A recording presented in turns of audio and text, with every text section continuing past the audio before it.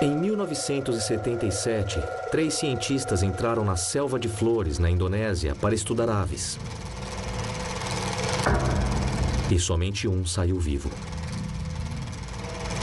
O Dr. Timothy Darrow. As autoridades encontraram um dos integrantes desaparecidos da equipe de Darrow. O cadáver estava mutilado, quase irreconhecível. Os investigadores nunca encontraram os restos mortais da outra vítima. Tim Darrow foi acusado de homicídio duplo e suspeito de canibalismo. Darrow se declarou inocente durante todo o julgamento. Ele alegou que o culpado era outro. Ele tentou convencer o tribunal de que as criaturas da selva eram as responsáveis, que um mito da região havia assassinado seus amigos. Ninguém acreditou em Tim Darrow, no que ele alegava ter visto, no que ele alegava ter matado seus amigos. O que ele disse que viu era impossível. Corre! Mas eu acredito que Timothy Darrow estava dizendo a verdade. Na Trilha dos Hobbits.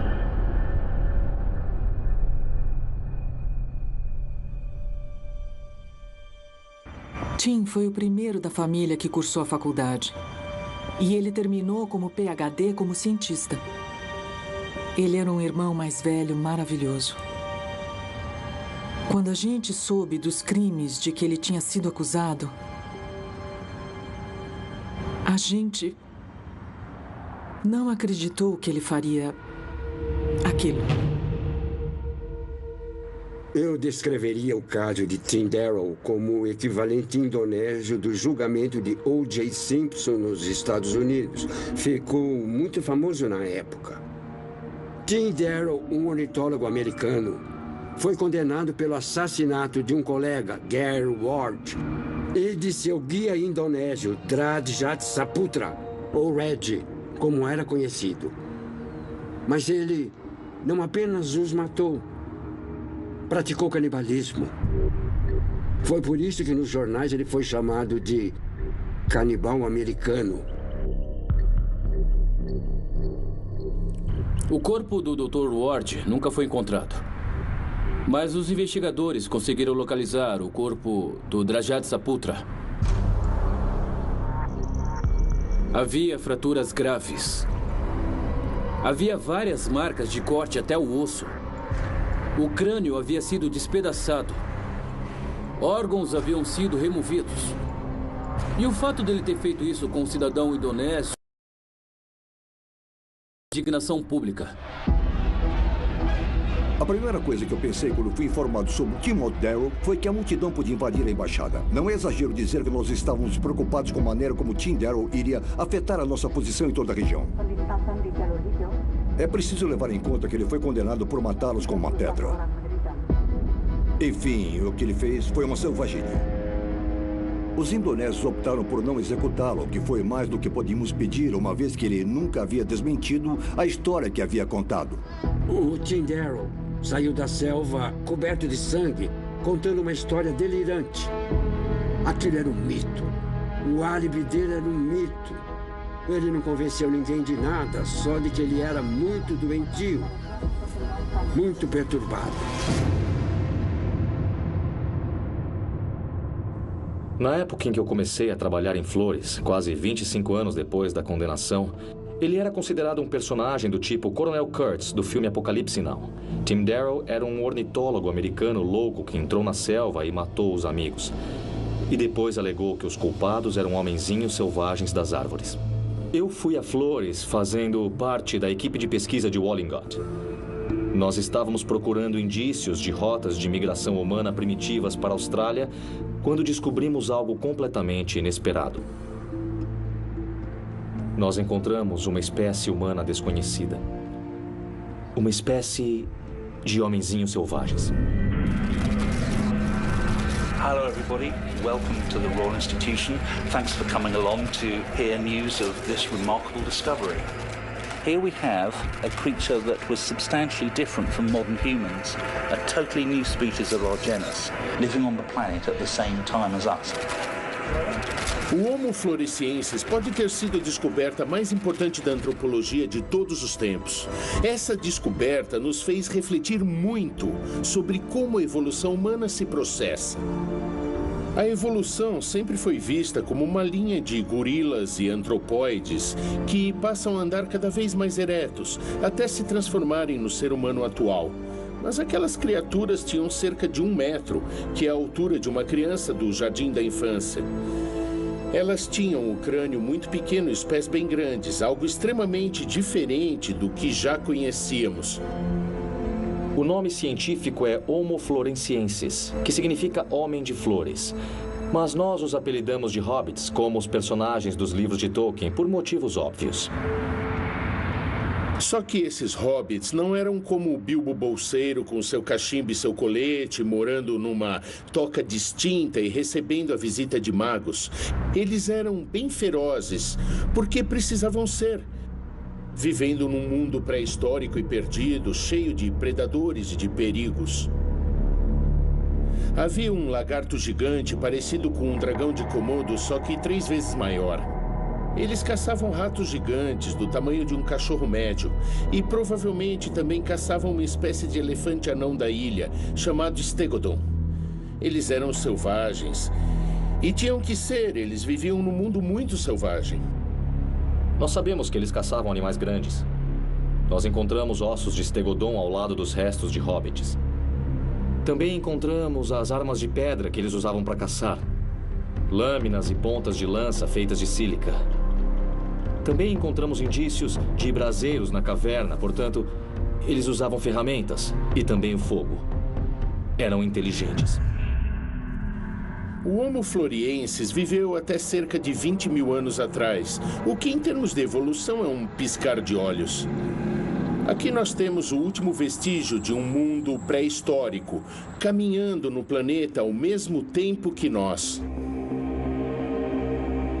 Imediatamente nós percebemos que os vestígios de hobbits mudariam definitivamente o nosso entendimento da história da humanidade. Todos os cientistas australianos ficaram eufóricos, mas alguns cientistas indonésios tiveram uma reação bem diferente. Eles ficaram em silêncio, hesitantes e alguns até visivelmente perturbados.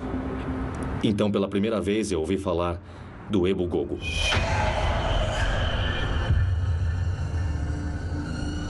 O mito ou lenda do Ebugogo é uma espécie de história de bicho-papão contada pelo povo Nagi do centro da ilha.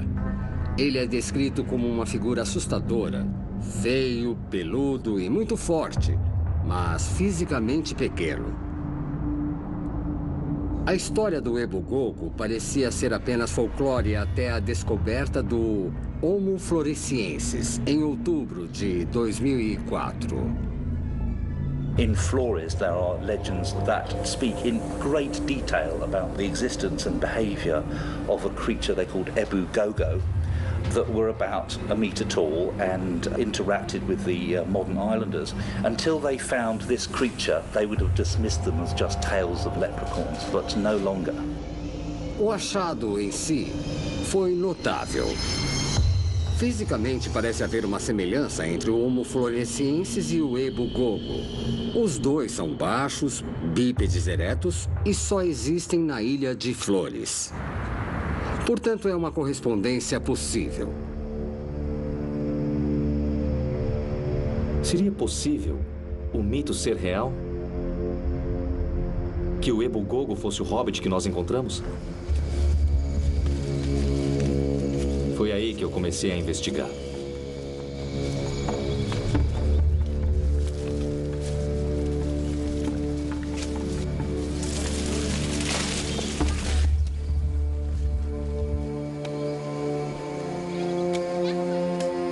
As descrições dos Nagi eram variadas, mas consistentes. Todos disseram que o Ebugogo era pequeno, e coberto de pelos. Eles disseram que os tinham visto em árvores, mas também no solo, andando sobre duas pernas, que eles eram bípedes e que tinham medo deles. Pau, kita usah o pau. Vem aqui, di mo ko ali puno so. Pau, pau. Di mo hai anak cu. Di mo hai. Kita ata. Kita ata. As descrições que os Nags faziam das criaturas haviam sido descartadas como folclore, como um equivalente do bicho-papão. Mesmo os Nag afirmavam que não os viam há mais de 100 anos. Mas uma pessoa disse que viu os Ebugogo mais recentemente. Um cientista americano que entrou sem querer na aldeia deles em 1977. O senhor viu quando Tim Darrow saiu da selva e foi para sua aldeia. Em que condições ele estava? Imugulabia apa? Emu nuku, emu petalaso lasa, emu taka one, shumi neia lima. Ele contou o que tinha acontecido com ele na selva? Banei. Ebo gugu. Ebo gugu.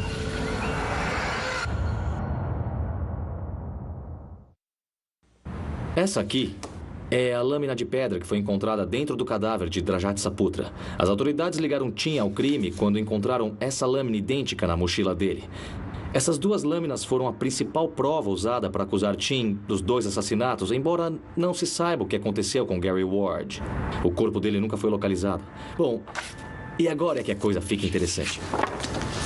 Essa foto é das lâminas de pedra que nós encontramos com os hobbits em 2003. São as armas que os hobbits usavam para caçar. Nós descobrimos essas lâminas mais de 25 anos depois do julgamento de Tim Darrow. E como podemos ver, elas são idênticas à suposta arma do crime. Ora, era impossível Tim Darrow saber deste detalhe, que elas existiam. Ninguém tinha conhecimento dessas lâminas antes de as encontrarmos. Nem na lenda Nag sobre o Ebugogo havia descrições sobre o uso de ferramentas ou armas, absolutamente nenhuma. Portanto, ou ele era um psicopata clarividente quando forjou seu álibi em 1977, ou a história dele procedia. Eu percebi que precisava falar com Timothy Darrow. Eu queria descobrir onde ele encontrou aquela lâmina. Foi um pedido estranho. Um cientista australiano queria entrar na prisão de Kerobokan para entrevistar um cidadão norte-americano condenado por homicídio duplo. O governo da Indonésia tinha que cuidar da papelada, precisava aprovar o que acabou acontecendo em 2006. Acho que eles não tinham a menor pressa. Afinal, o Timothy Darrow estava cumprindo 2 penas de prisão perpétua. Não sairia dali.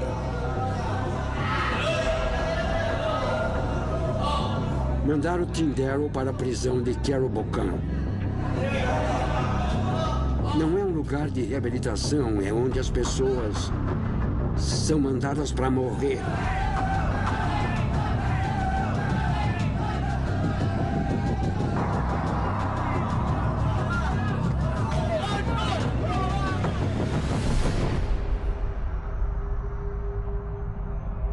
Eu pedi para gravar esse primeiro encontro e eles autorizaram. Mas depois disso, não me deixaram mais filmar o Tim. Ele me contou o que viu. Me desculpa, Tim, só peço um pouco do seu tempo. Tudo bem. Vamos lá. O que você achou que fosse? Eu achei que fosse uma espécie de macaco. Há orangotangos na Indonésia, mas não em Flores, e não era um orangotango.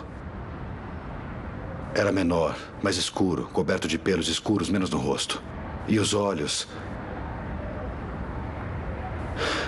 Quando o vimos de perto, percebemos que era inteligente, dava para ver. E não estava com medo. Estava vindo para cima da gente. Eu sabia o que diziam do Tim. Ele é psicopata, delirante, provavelmente esquizofrênico. Mas eu tenho que admitir que não estava preparado para achá-lo tão convincente. E foi naquele primeiro encontro que o Tim me contou que ele usou uma filmadora durante a expedição. Ele disse que tinha filmado. Não só viu, mas filmou também.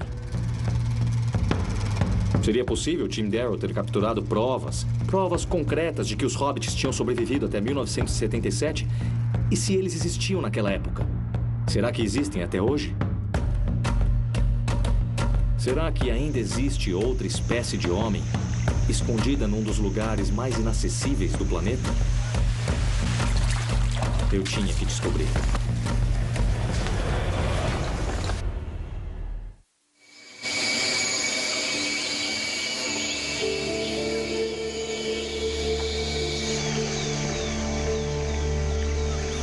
Depois de entrevistar Tim Darrow, eu me convenci de que havia elementos verdadeiros naquela história. Então, em 2012, com o dinheiro de um financiamento para documentário, eu fiz uma expedição com 7 homens ao interior de Flores. A gente está se aproximando do perímetro mais externo, onde Tim Darrow e seus colegas fizeram um estudo de campo em 1977. O local onde Tim alega ter encontrado eles. Onde ele diz ter visto as criaturas.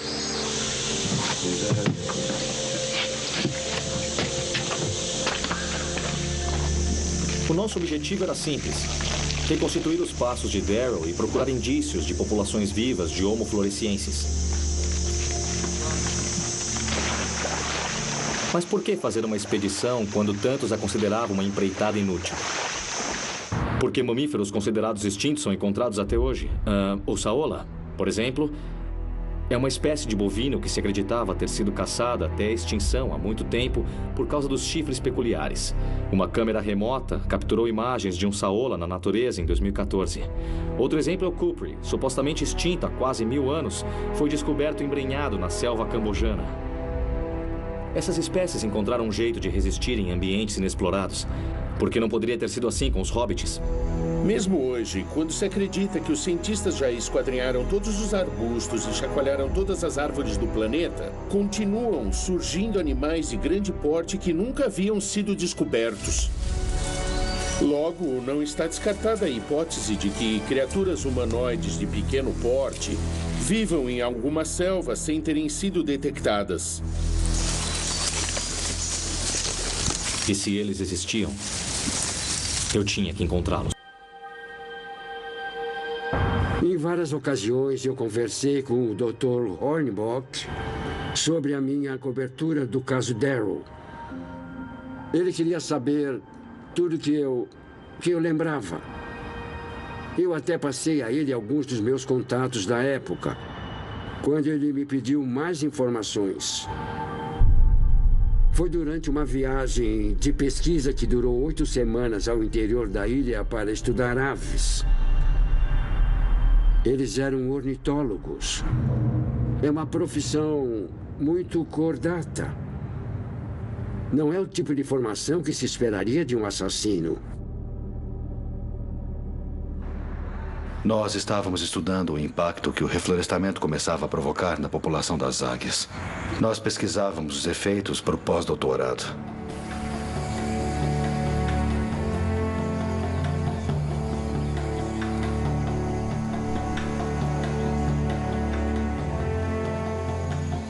Foi difícil chegar ao local do estudo. Era estranho, mas era lindo.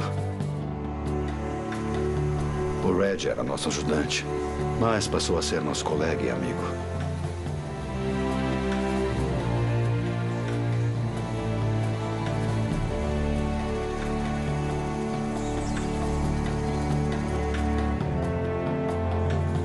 A nossa verba era para observar as águias, mas procurávamos uma coruja que não era vista há quase um século. A Otus Alfredi. Acreditava-se que ela estivesse extinta, mas o Red jurava que tinha visto uma em outra expedição. Estávamos torcendo para encontrar uma, gravar o som do pio e, quem sabe, até filmá-la.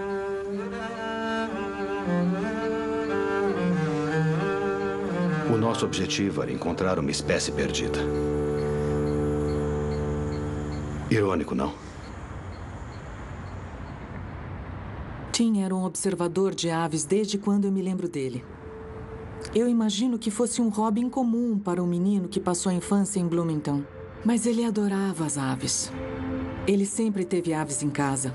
Eram os animais de estimação dele. Ele construía casinhas de passarinho, cuidava dos filhotinhos que caíam do ninho, essas coisas. Ele chegou a cuidar de um falcão fêmea que ele encontrou no campo. Ela tinha levado um tiro na asa. Mas ele a pôs para voar de novo. Quando soubemos dos crimes de que ele havia sido acusado, é evidente que não acreditamos. Mas quando surgiram fatos que comprovavam que o Tim havia mesmo feito aquelas coisas horríveis, foi muito difícil. Depois que nós nos mudamos, meu pai mandou não falarmos mais dele. Mas alguma coisa tinha acontecido com ele. Alguma coisa aconteceu.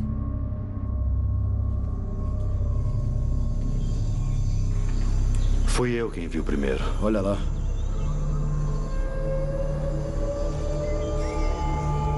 A marcação. A gente não vê coisas perfeitamente simétricas na selva. O que foi isso? Achamos que tivesse sido feita por uma pessoa. Tínhamos medo dos caçadores de cabeças. Esses caçadores haviam passado por lá uma geração antes. Mas a altura não batia. Era muito baixa.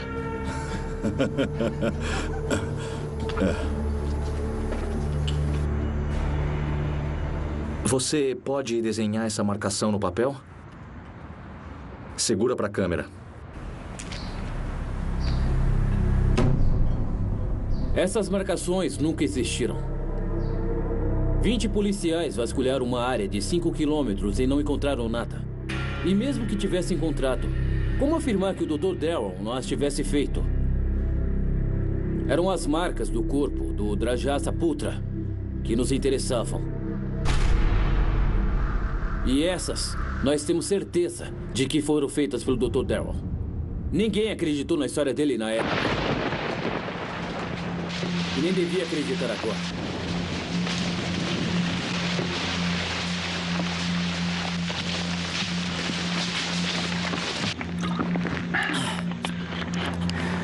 Seguir o mapa que o Tim nos deu está sendo mais difícil do que eu imaginava. É uma caminhada de 30 quilômetros floresta dentro e a paisagem é muito diferente do que era em 1977. Muitas das referências que o Tim mencionou já não existem mais. Vamos continuar seguindo em frente para tentar localizar os lugares onde o Tim diz que ele e a equipe dele encontraram as criaturas. É isso que a gente tem que achar. Estávamos avaliando a saúde das águias, a barriga ruiva e a Neissatus flores. Ambas são raras e boa parte de sua dieta é composta por aves. Era isso que apanhávamos nas redes, algumas das aves que elas caçavam. Essas redes eram de nylon e elas ficavam presas nas árvores. É um jeito não letal de apanhar aves. Tocamos pios de aves no gravador para atrair as outras aves. Na hora, a gente não deu muita importância, mas algumas redes tinham sido arrancadas.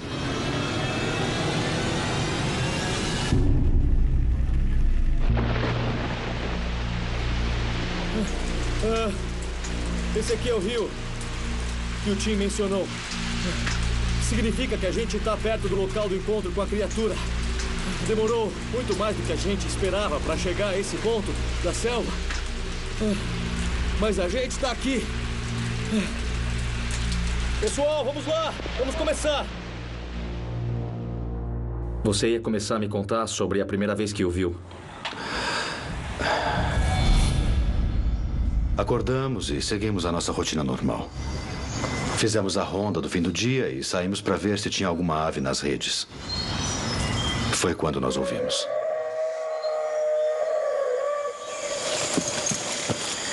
Ouviu isso? Ouvi. Vamos procurar.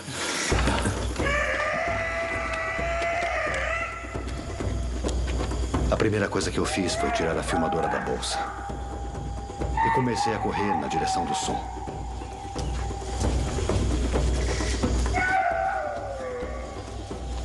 Chegamos até onde tínhamos armado uma rede e ela estava no chão. Foi aí que as marcações na árvore chamaram a minha atenção. Elas não estavam lá quando armamos as redes de manhã. O Gary viu primeiro. Lá em cima, lá em cima! Filma, filma, filma, filma, filma!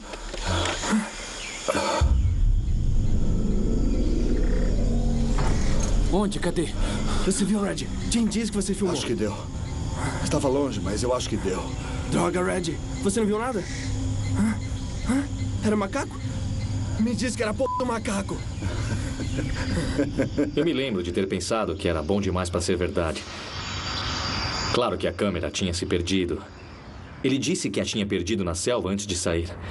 E eu confesso que, àquela altura, eu achei que se ele estivesse delirando, aquilo seria muito conveniente. Ele sempre poderia alegar que havia uma prova de que ele estava falando a verdade, já que ela nunca seria encontrada. O Tim tinha certeza de que a câmera tinha se perdido. Mas as gravações de áudio, aquelas que ele disse que eles tinham feito da voz da criatura, aquelas podiam ter se salvado. Ele disse que seu gravador, Nagra, tinha a possibilidade de estar com as autoridades indonésias. Ela estava na mesma mochila que a lâmina de sílica apresentada como prova no julgamento. Então, eu comecei a investigar. O Dr. Hornbeck me contou que ele estava procurando e eu disse que não me lembrava especificamente dos objetos que tinham sido recuperados na época. Todos os objetos que os indonésios recuperaram na selva e foram considerados irrelevantes para o caso foram devolvidos depois do julgamento.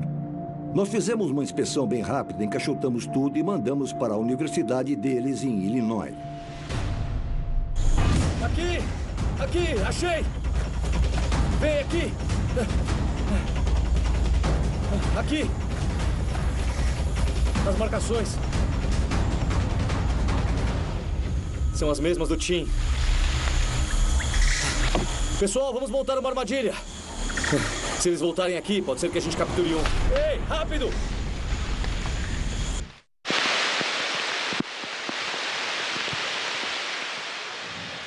Aqui é o local onde o Tim Darrell filmou a criatura e gravou o grito dela.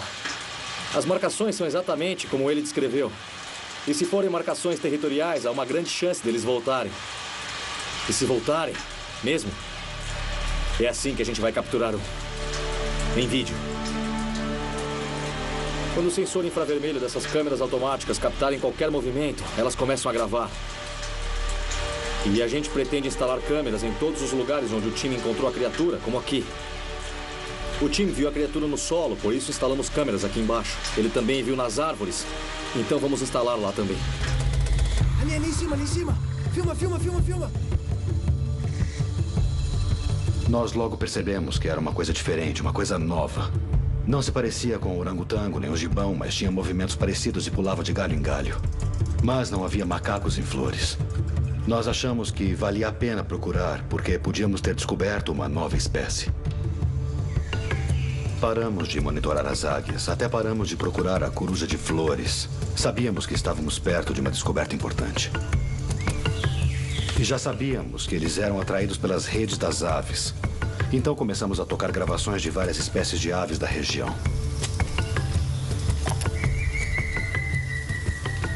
Ficamos torcendo para vê-lo melhor. O Red ainda não tinha visto e eu queria fazer mais imagens dele. Sentamos num abrigo improvisado e ficamos observando e esperando.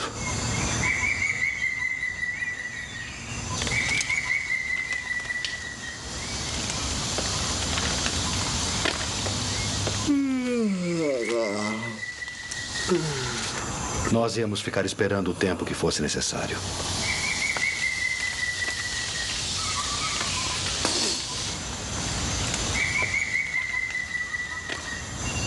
Eu acho que quem espera sempre alcança.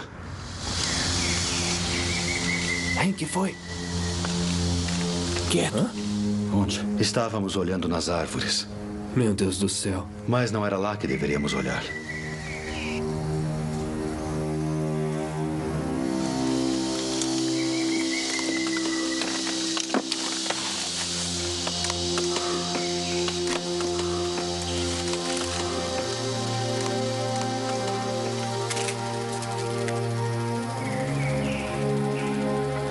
Nós o vimos e ele nos viu e ficou olhando pra gente.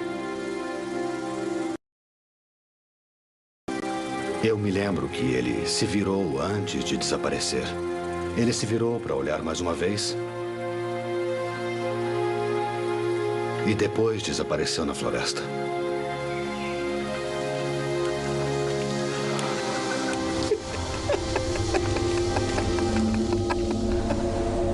E aí nós ouvimos.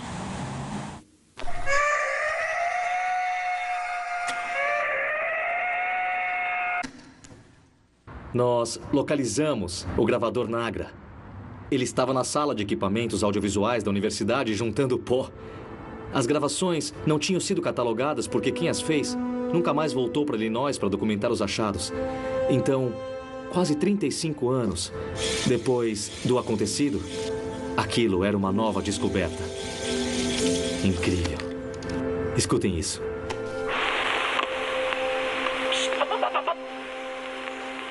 Get it! Where is it? Red, you didn't see it? Tim, tell me you got that. I think so. It was far away, but I think so. Damn, Red, you didn't see it at all? That was an ape. That was a ape. Os gritos, gravados no Nagra, foram enviados a 6 dos maiores primatólogos do mundo. Todos concordaram que se tratava de um primata, mas nenhum soube dizer qual. Logo, havia alguma coisa desconhecida ali, pelo menos desde 1977. E eu achei que seria possível usar a gravação para ver se ele ainda está lá, hoje.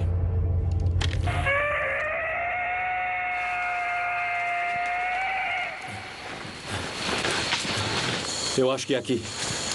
Foi depois de achar o gravador que eu comecei a planejar a expedição para procurar a criatura que o Tim descreveu. E achei que nós podíamos aproveitar a gravação dos gritos. Assim? Isso. Aquele.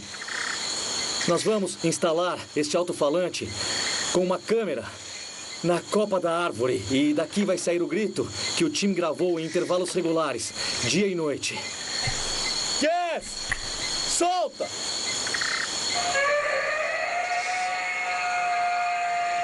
Essa é a nossa isca. A gente espera que ela atraia um deles até nós. Yes! De novo!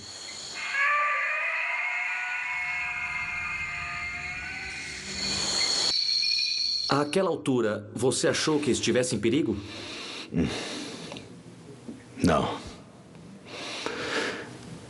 Eu não achei. Não, pelo menos o Gary e eu não, mas... O Red também não sabia o que era e acho que estava pensando no mito. Sobre o Ebu Gogo e as histórias sobre ele. Ele estava assustado. Perguntei se ele estava bem e ele disse que não estava gostando, que a criatura ficou olhando pra gente como um animal com medo. Eu disse que ela deveria estar curiosa. Nós também éramos uma novidade para ela. Disse que ele deveria estar eufórico,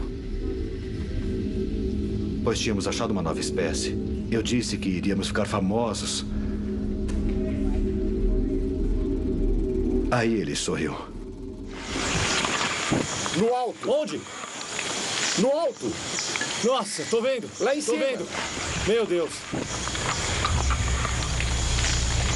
A gente encontrou uma das antigas plataformas de observação deles.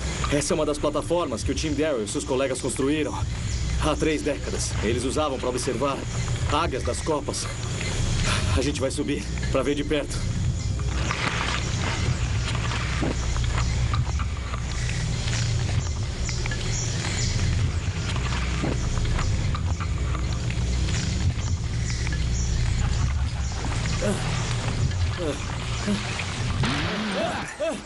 Tudo bem? Ok.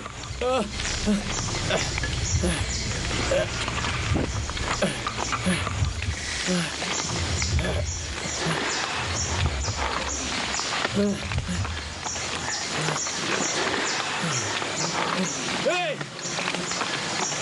Tinha alguma coisa aqui!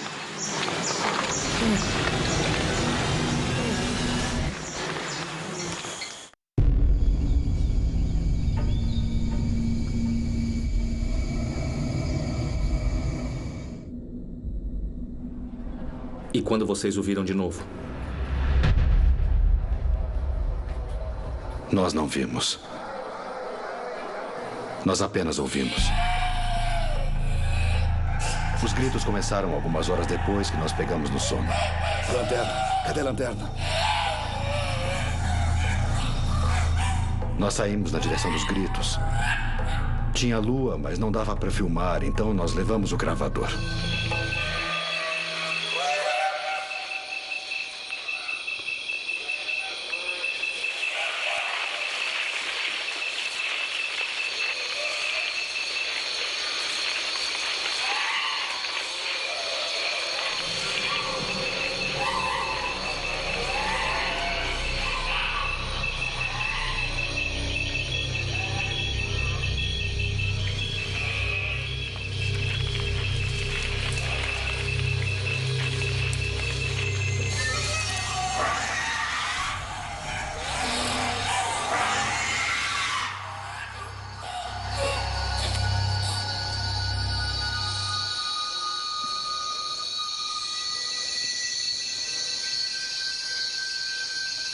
Porque eles não param de gritar.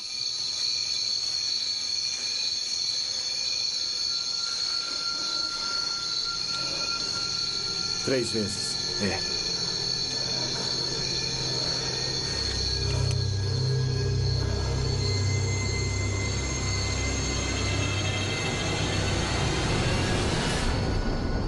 O chimpanzé mata com força bruta. Ele despedaça a presa e... não foi isso que vimos.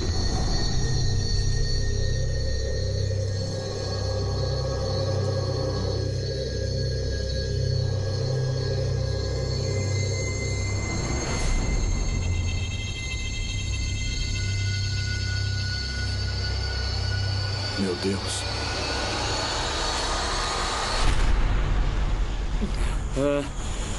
Aqui é onde o Tim viu a criatura nas árvores pela primeira vez. E aqui é de onde a gente acabou de sair. É onde o Tim filmou ele do abrigo. E ali é o Ebulobo, o vulcão. A lenda dos Nag diz que as criaturas vivem nas cavernas, nas encostas da face ao norte do Ebulobo.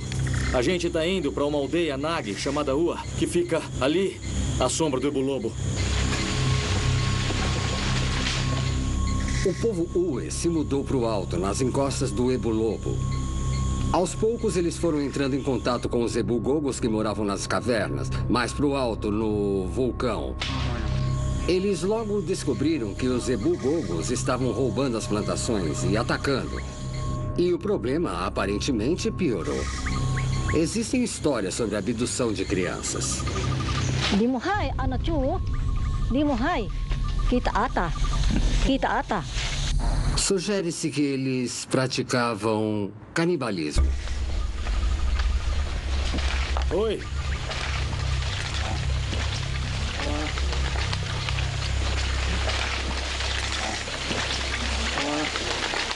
Joe, filma aqui.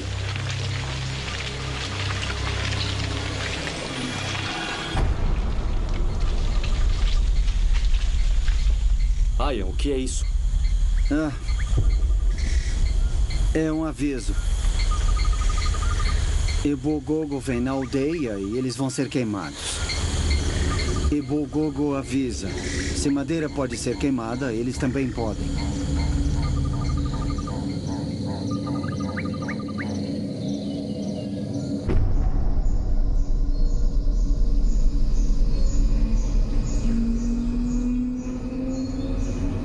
Assim que amanheceu, começamos a levantar acampamento.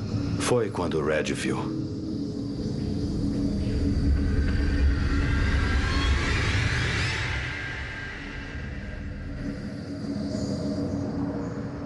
Eles entraram no acampamento.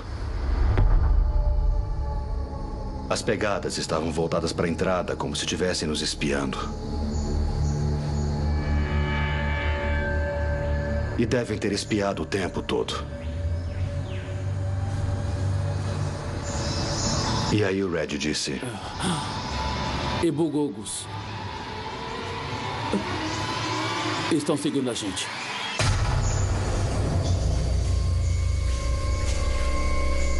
Nós queríamos sair de lá.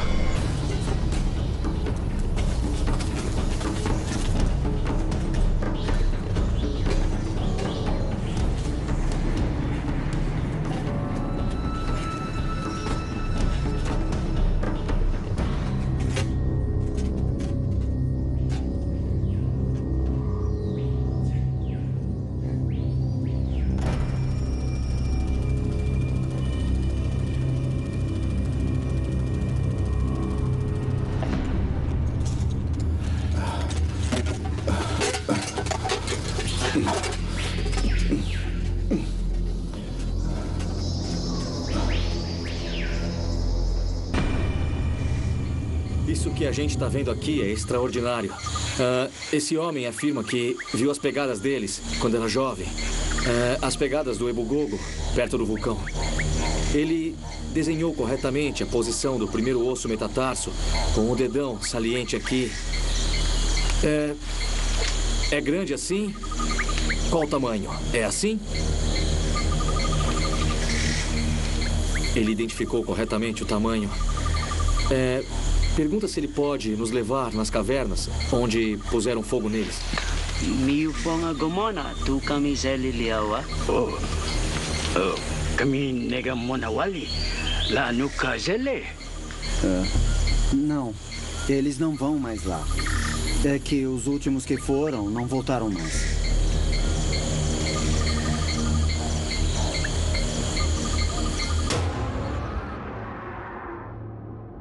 Como eu disse, eles acreditam que os Ebugogos são uma ameaça às crianças. Por isso, eles decidiram que iam tentar eliminar todos eles. Segundo essa história, o povo Ui pôs fogo na caverna onde viviam os Ebugogos e esse foi o fim deles. Mas essa história tem variantes. Dizem que um casal de Ebugogos, macho e fêmea, escapou do incêndio e que os seus descendentes estão ainda vivos.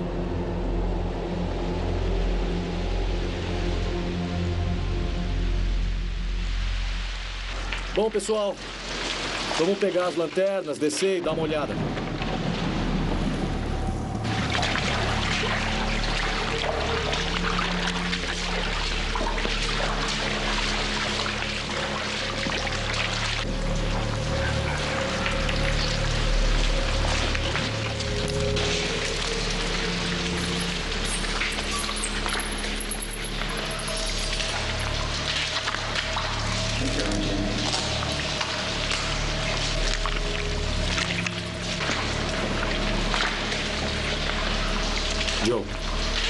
Joe, vem cá.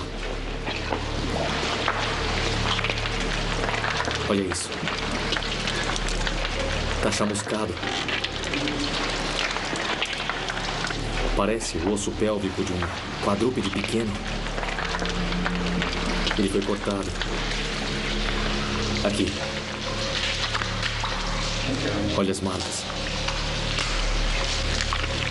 Isso era comida.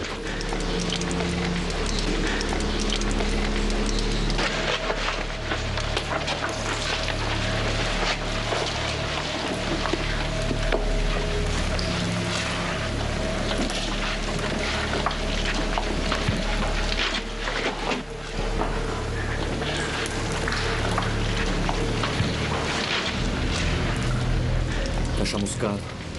Aqui já pegou fogo.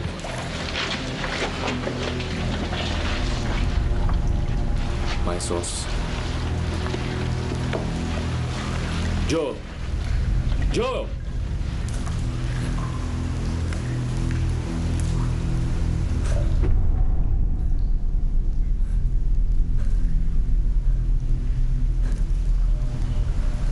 É uma mandíbula e um maxilar humano.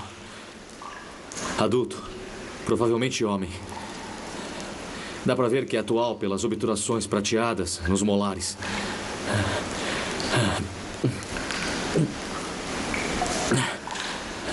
Eu não gosto de especular, mas talvez a gente tenha encontrado os restos mortais de Gary Ward.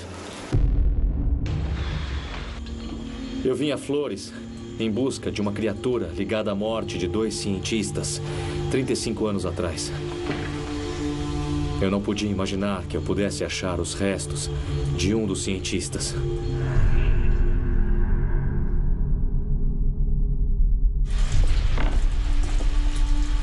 A gente improvisou uma mala com a caixa da nossa pistola.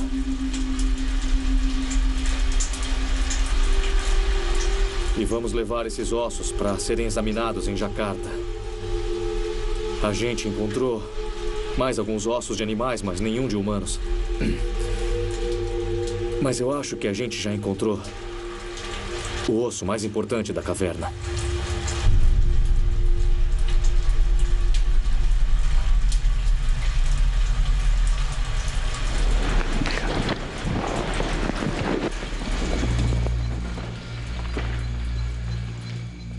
Eu resolvi ir embora de Flores assim que possível. Mas antes, tem um último lugar que a gente precisa instalar as câmeras. O local com o marco, onde foi encontrado o corpo mutilado de Reggie Saputra. Nós andamos o mais rápido possível. O Red estava convencido de que eles estavam seguindo a gente. Ah, droga, pera um pouco. Eu nunca o vi tão alterado.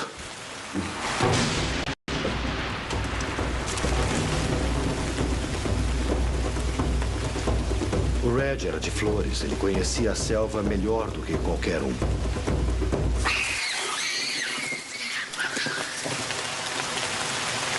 Quando vi que ele estava com medo, eu também fiquei com medo. Nenhum de nós quis acender a fogueira aquela noite. Nós também não usamos o fogão. Comemos tiras de carne seca com manteiga de amendoim.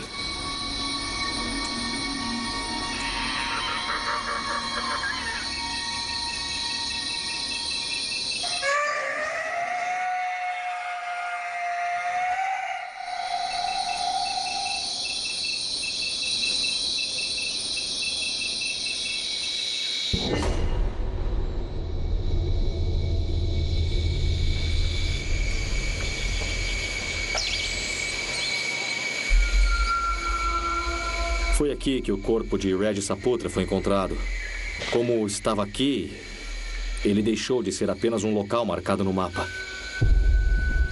Principalmente agora que podemos ter encontrado os possíveis restos mortais de Gary Ward.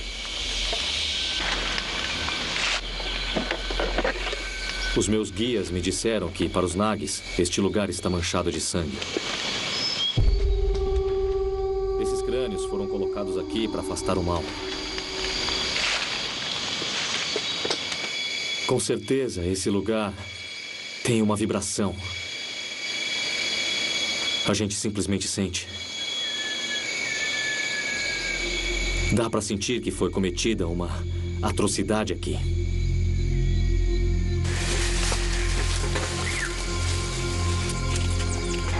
Naquela tarde, chegamos a um lugar mais conhecido, a plataforma, o centro da nossa área de estudo. Eu me lembro que fiquei realmente aliviado quando a gente voltou a um lugar que nós já conhecíamos.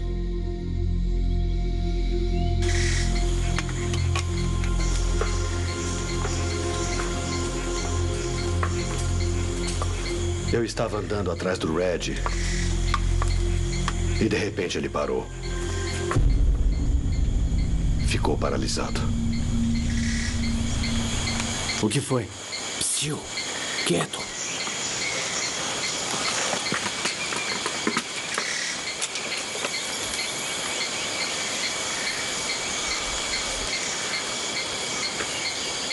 Foi aí que eu ouvi o que fez o Red parar.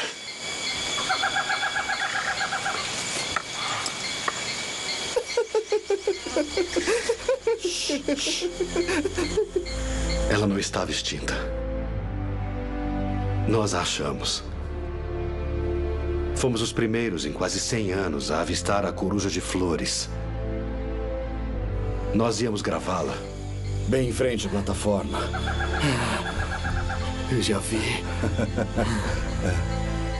E eu queria ser o primeiro a filmá-la.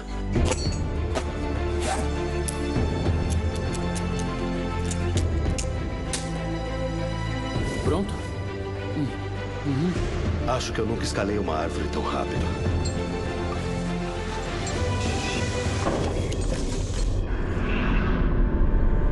Foi aí que eu vi.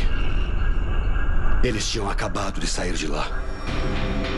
Ainda escorria a seiva das marcações. Mas antes de fazer um sinal pro Red, eu ouvi um chiado.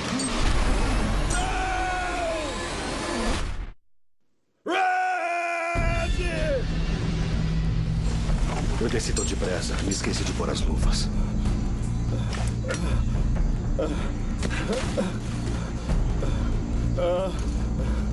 Eu não sabia o que tinha acontecido.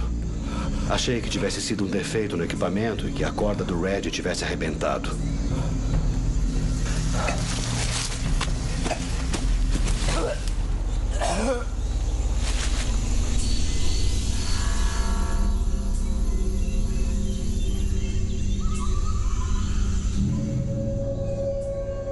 O Gary ficou arrasado.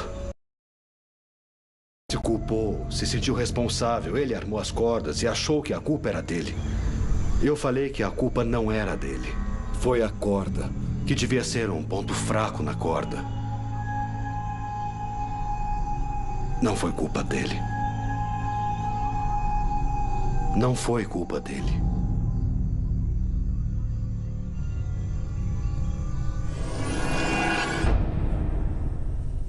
A corda encontrada na cena do crime havia sido cortada. E foi o Dr. Darrow que a cortou. Do mesmo jeito que cortou o corpo do Rajat Saputra depois da queda, antes de mutilá-lo. A história dos cortes nas mãos, do defeito no equipamento, do Ebu Gogo, tudo isso foi uma tentativa delirante de enganar os investigadores e até ele mesmo. A avaliação psiquiátrica feita na época concluiu que aquela história foi uma tentativa dele não enfrentar a própria culpa. Mas como o Darrow podia ter cortado a corda com o Gary Ward olhando? Os investigadores acreditam que o Dr. Darrow matou o Dr. Ward antes de cortar a corda do Rajat Saputra.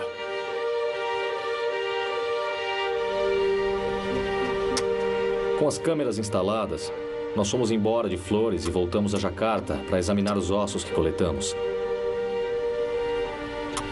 O exame de DNA do maxilar não deu certo. Ele estava muito queimado e já não havia DNA para ser coletado.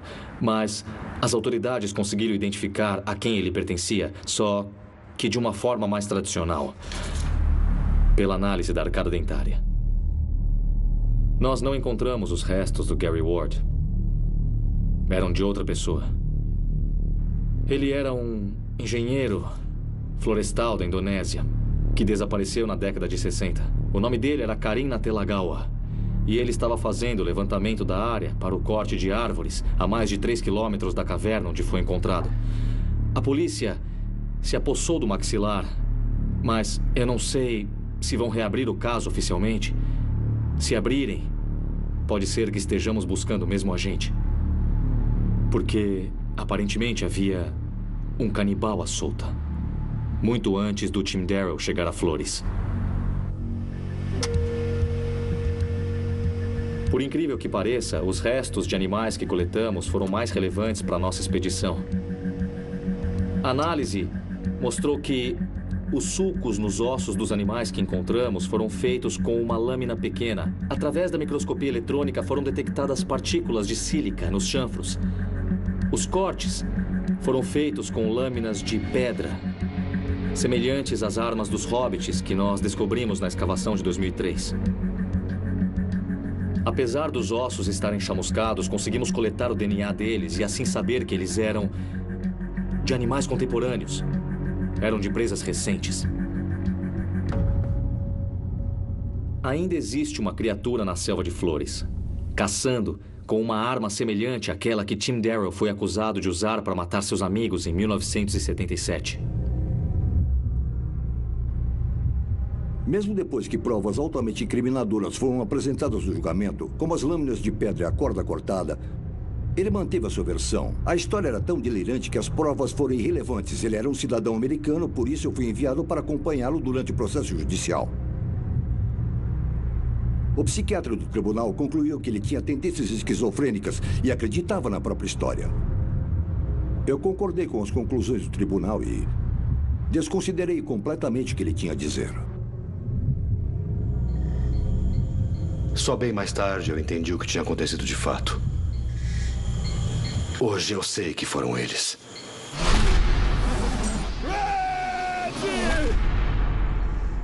Eu sei que eles cortaram a corda. Depois da análise dos ossos, eu fui me convencendo cada vez mais que alguém ou alguma coisa, e não Tim Darrow, havia cometido os crimes. Então, antes de voltar a Flores para verificar as câmeras, eu fui conversar com a Perna Pawiti. A Perna teve uma participação fundamental na investigação do caso em 1977. A Perna se aposentou, mas estava disposto a me ajudar a reconstituir os passos de Tim Darrow. O papel que ele teve, num caso de fama internacional, era motivo de muito orgulho. Ele foi consultor da nossa expedição. Ele guiou o levantamento que nós fizemos durante um dia na selva para nos ajudar a planejar o roteiro da expedição inteira. Aqui é o lugar onde foi encontrado o corpo de Reggie Saputra. Eu quis examinar mais uma vez as lembranças que a Perna tinha da investigação. Queria saber se ele se lembrava de algum outro detalhe que pudesse ajudar no que estava se tornando uma tese a favor da absolvição de Tim Darrow.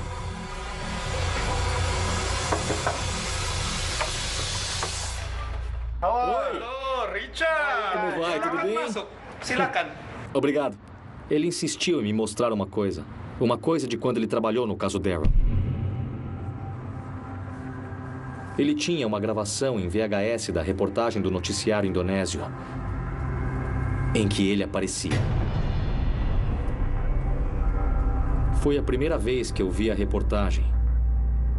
Eu tinha visto fotos da cena do crime, mas o filme deixava muito claro o horror que aconteceu ali. Então, bem no final das cenas, eu não conseguia acreditar no que eu vi. Eu não sabia falar rebobinar em indonésio, então eu comecei a gritar. Eu deveria ter gritado. Mas eu não conseguia acreditar no que eu estava vendo. No meio de todos os pertences recuperados, tinha uma coisa que eu achava que estava perdida para sempre. A câmera. A filmadora que o Tim disse que tinha perdido quando fugiu da selva. Ela estava lá.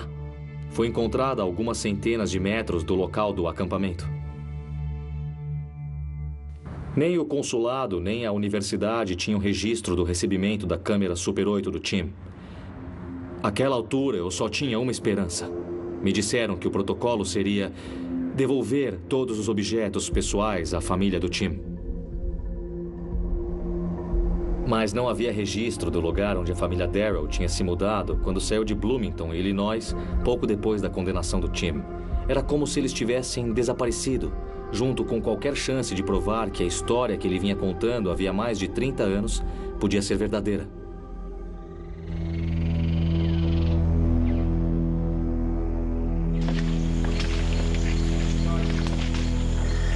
Nós voltamos a Flores em setembro de 2012 para ver o que as câmeras tinham gravado na selva.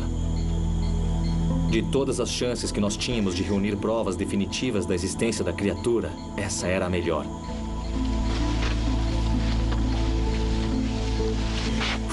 Só uma pequena parte da equipe participou dessa etapa da expedição para verificar as câmeras.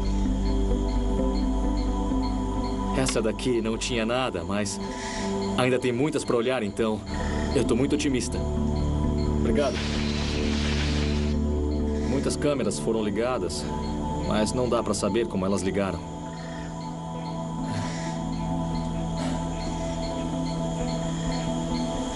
Tem mais câmeras para a gente ver nos próximos dias, então ainda temos chance de encontrar alguma coisa.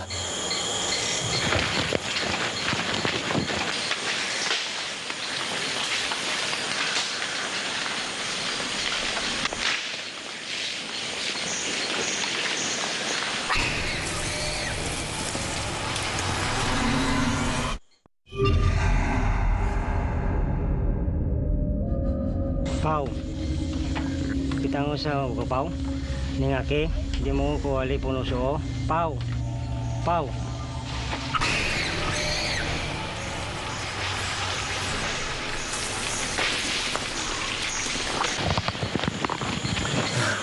Era um macaco. A agitação nas copas das árvores era de macacos. Deve ter acontecido alguma coisa lá em cima que eles não gostaram. Um piton, talvez uma águia. O grito deve ter sido de alarme para o bando. Bom, beleza, vamos nessa.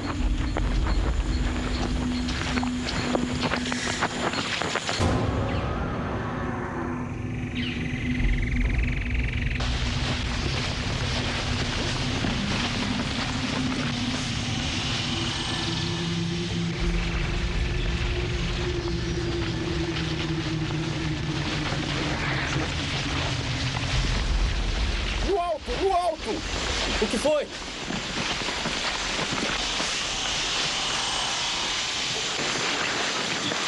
Ali! Dá pra pegar lá em cima? É uma sacola. É uma sacola de corda.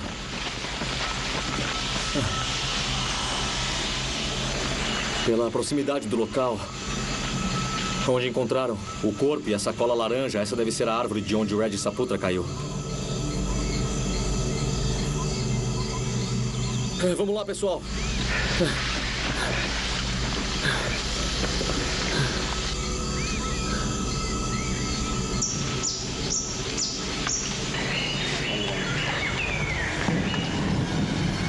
Aqui em cima!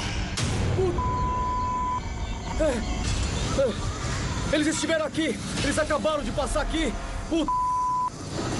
Ai, cara! O time Daryl não fez essas marcações. Elas são recentes.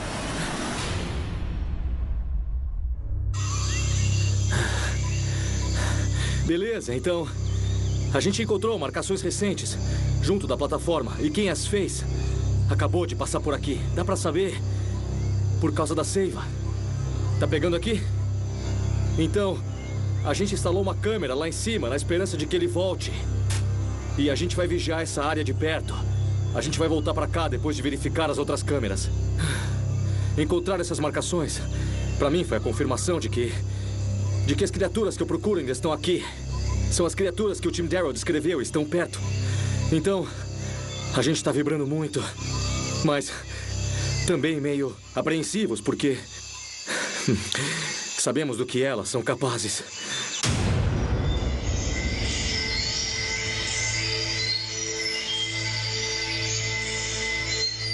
Passamos a noite sentados ao lado do Red. Em parte por causa do choque, em parte por causa dos dragões. Não havia muitos dragões de Komodo lá em cima, mas havia. E eles farejam um morto a quilômetros.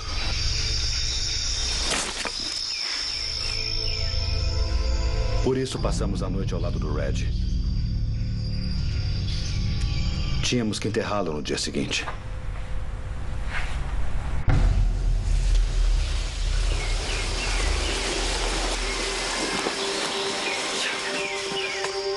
Tínhamos que enterrar o Red. Levamos algumas horas para levá-lo até o rio. Lá havia pedras e a terra era mais fofa. Não tínhamos ferramentas para cavar muito fundo. Por isso, tínhamos que enterrá-lo perto do rio e cobrir com pedras.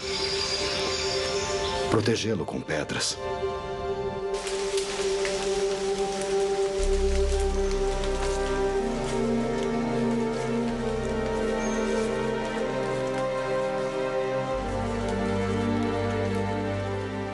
Nem o Gary, nem eu éramos muito religiosos, mas fizemos uma cruz com galhos.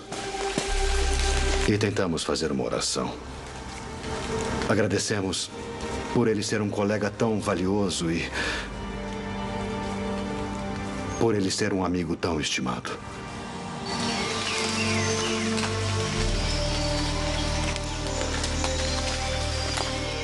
Eu tinha levado a filmadora. Achei que poderia ajudar na localização caso a família quisesse mandar buscar o corpo. Ou quem sabe se eu tivesse a chance de mostrar para a mãe dele, poderia dar um pouco de consolo a ela.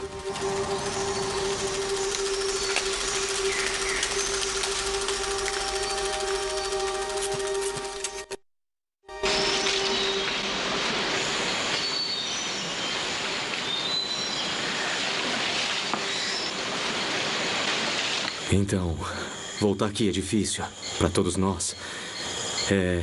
O pessoal não quer acampar aqui. Eu entendo a resistência deles. Vamos entrar na selva para montar o acampamento. Bom, pessoal, quando estiverem prontos, a gente vai embora.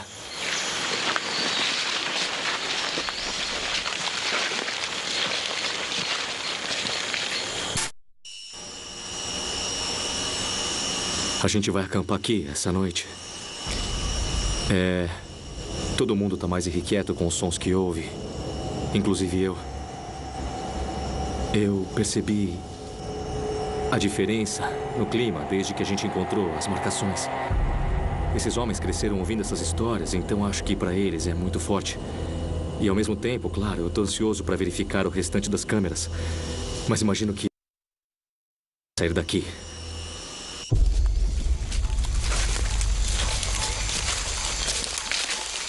Saímos em direção ao acampamento da noite anterior.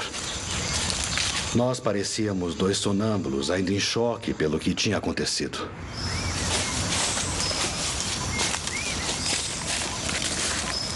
Até um grito nos tirar daquele estado.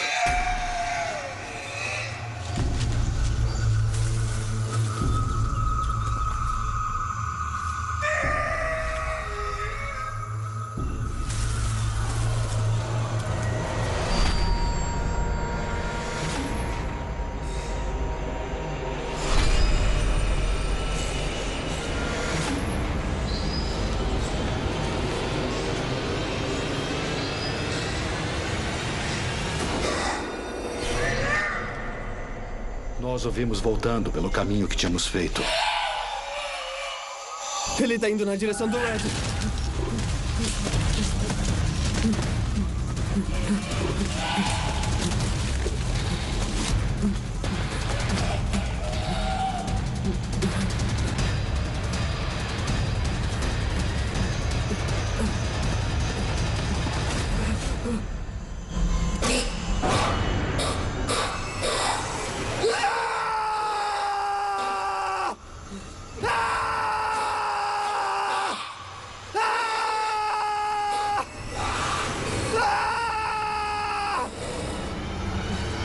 Gary!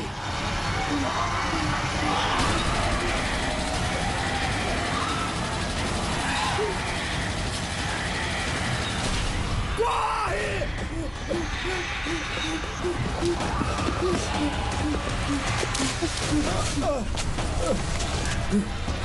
Vamos embora, c****, a filmadora! Deixa a porra da câmera!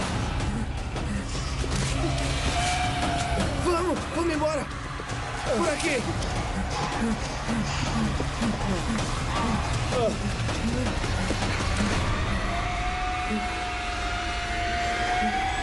Corre!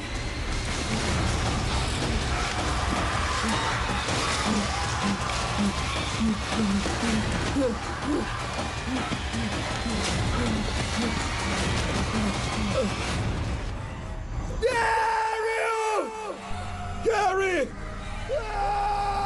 Gary! Aqui! Gary! Achei que fosse um eco.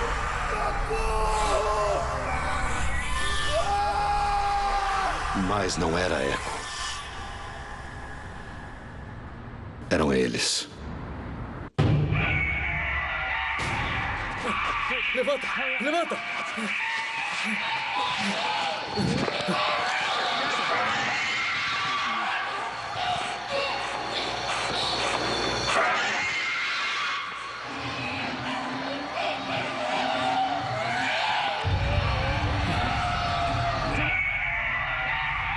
Não façam nada! Vem! Vem!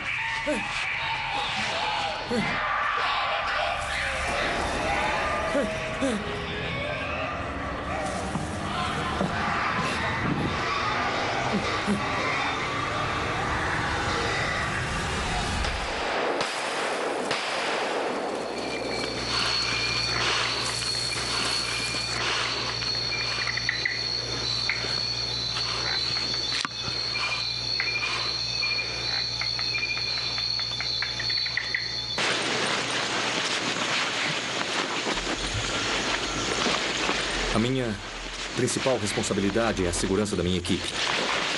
E, sinceramente, eu também não estou morrendo de vontade de ficar aqui. A gente vai voltar. Vamos nessa, vem.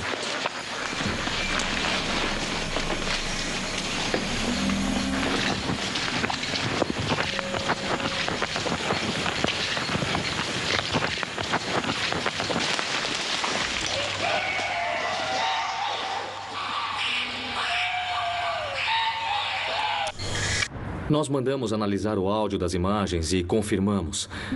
Os gritos que nós gravamos são idênticos aos que o Tim Darrow e sua equipe gravaram neste Nagra aqui em 1977. Eles foram emitidos pelas mesmas criaturas. E apesar de todo o entusiasmo, eu percebi que a questão agora estava muito além do mero interesse científico. Os gritos, as marcações, o fato de os restos de animais que nós encontramos serem recentes, essas descobertas podiam auxiliar no caso Tim Darrow. Elas confirmavam a versão dele dos fatos. O Dr. Hornbeck me mostrou as descobertas dele, que eram extraordinárias, sem nenhuma dúvida. Mas, em termos legais, elas eram circunstanciais. Não eram suficientes para reabrir um caso de homicídio de 35 anos. Sem provas irrefutáveis da existência da criatura que o Tim Darrow descreveu, nós não conseguiríamos que o caso fosse reexaminado. Nós tínhamos que encontrá-las. Nós precisávamos de provas de que os hobbits continuavam lá. 3 meses depois, eu organizei outra expedição ao interior de Flores. Nós estávamos mais precavidos, mais bem armados e com expectativas bem maiores de encontrá-los.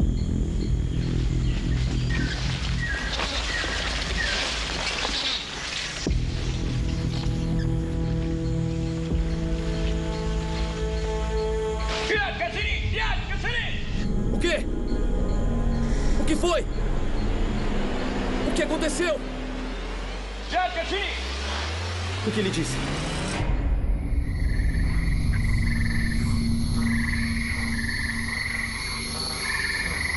Eu me lembro de ficar agachado no meio da selva em total escuridão.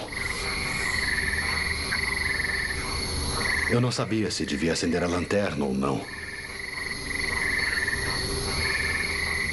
A ideia de atraí-los me apavorava. Acho que foi nessa hora que eu tive mais medo. No fim, acabei acendendo. Eu cobri o facho com a mão para poder olhar a bússola que estava na bolsa. Depois disso, eu apaguei a lanterna e comecei a andar de novo.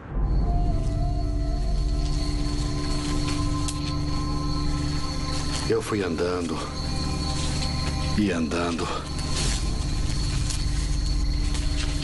até não conseguir mais.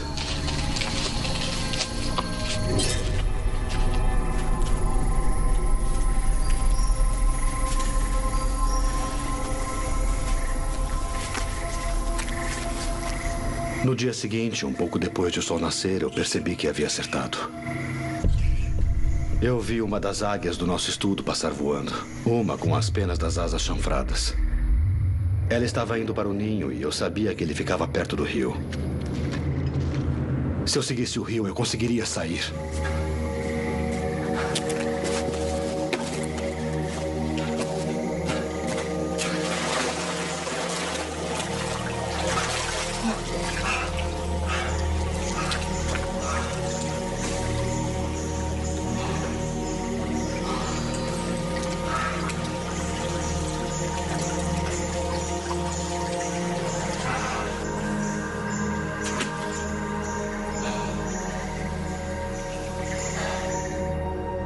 Eu fiquei num canal longe das margens e longe das árvores.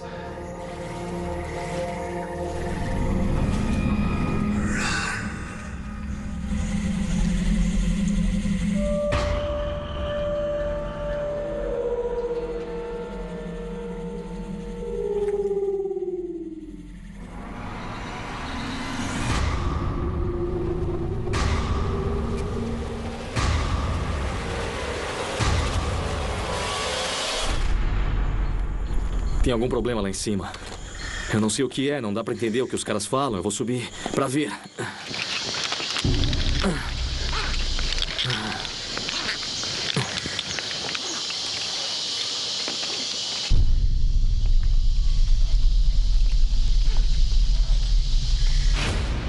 Meu Deus. Eles passaram por aqui. A gente colocou uma câmera e um alto-falante aqui em cima.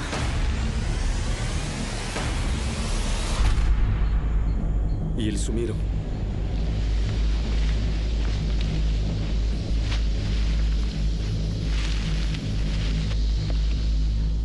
Eu achei! Tá aqui!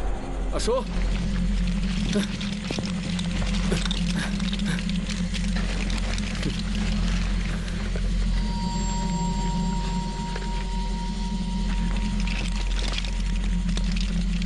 Vem, pessoal.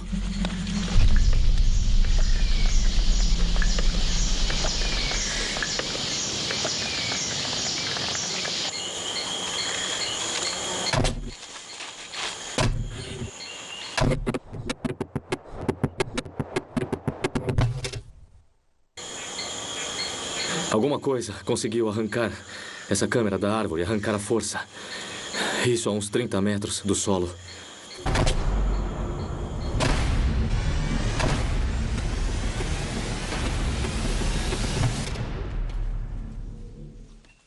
Nós provamos que tinha alguma coisa ali, mas não provamos exatamente o que era. Os nossos dados eram muito sugestivos, mas não conclusivos. E nós não tínhamos achado nada ali que pudesse ajudar o Tim. Nós não conseguimos filmar, mas o Tim Darrow conseguiu. O Dr. Hornbeck comentou comigo que estava procurando algum membro da família do Timothy Darrow. Os pais tinham morrido havia alguns anos. Através do Departamento de Estado, eu localizei a irmã do Timothy. O nome de casada dela é Susan Clemens. Nós tínhamos um endereço em Parsons, no Kansas, e um número de telefone. Demorou um tempo para eu conseguir falar com ela no telefone. Quando eu falei, expliquei que eu tinha motivos para acreditar que o Tim tinha falado a verdade. Eu não conseguia processar tudo aquilo. Não. Ele viu meu irmão. Meu pai não deixava a gente nem falar o nome dele. Era como se ele estivesse morto. Ele disse que tinha visitado o Tim na prisão e que acreditava nele.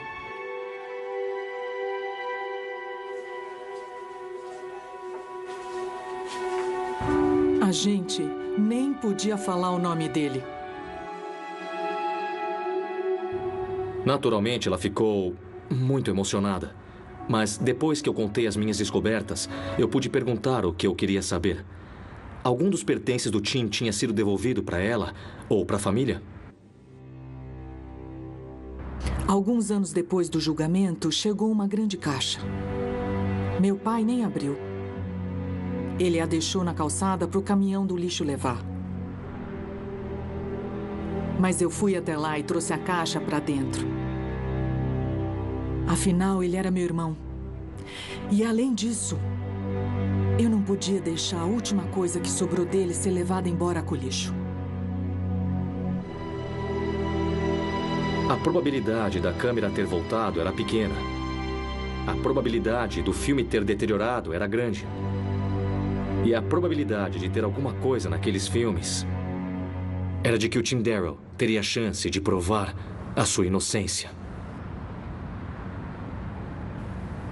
A câmera estava com a irmã.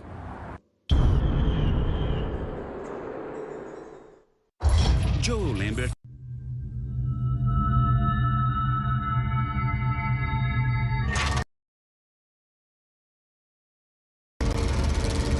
Três rolos de filmes haviam sido recuperados da câmera Super 8 do Tim Darrow. O primeiro mostra claramente uma criatura antropóide pulando de galho em galho nas copas das árvores. Red, you didn't see it? Tim, tell me you got that. I think so. It was far away, but I think so. Damn, Red, you didn't see it at all? That was an ape. That was a ape.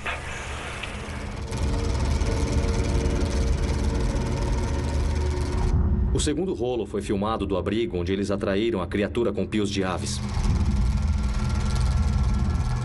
Nele, claramente foi filmada uma criatura bípede. Ela andava sobre duas pernas.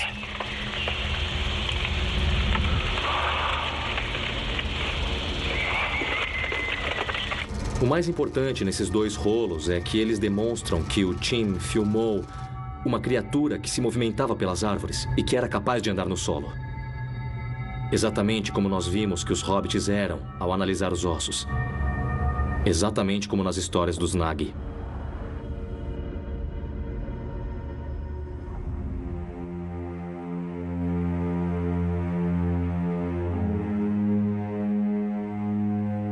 O que seria essa criatura gerou muita discussão.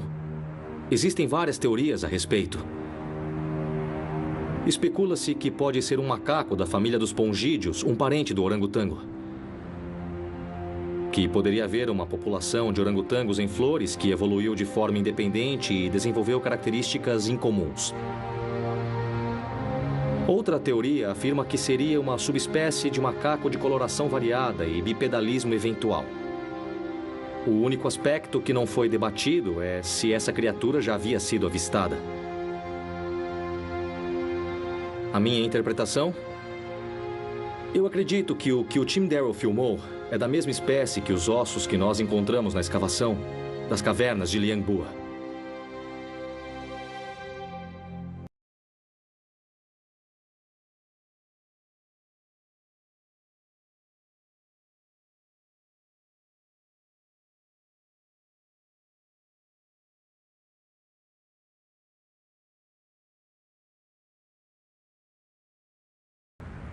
E trariam importantes consequências para o caso do Tim.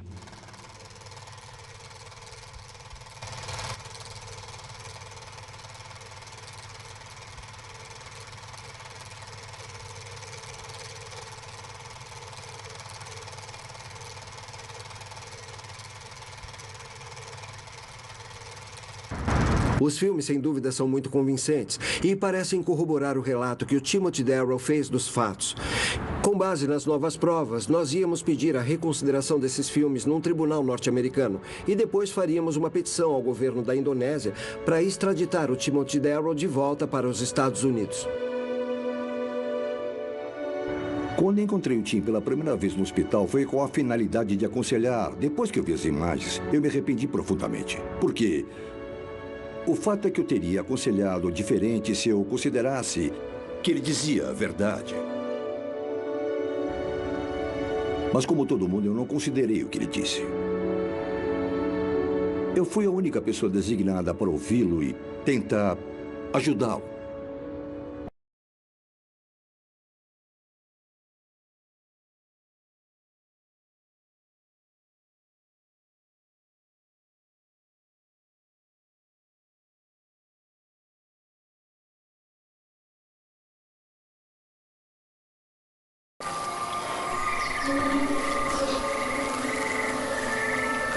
Ele ficou ali 1 minuto sem se mexer.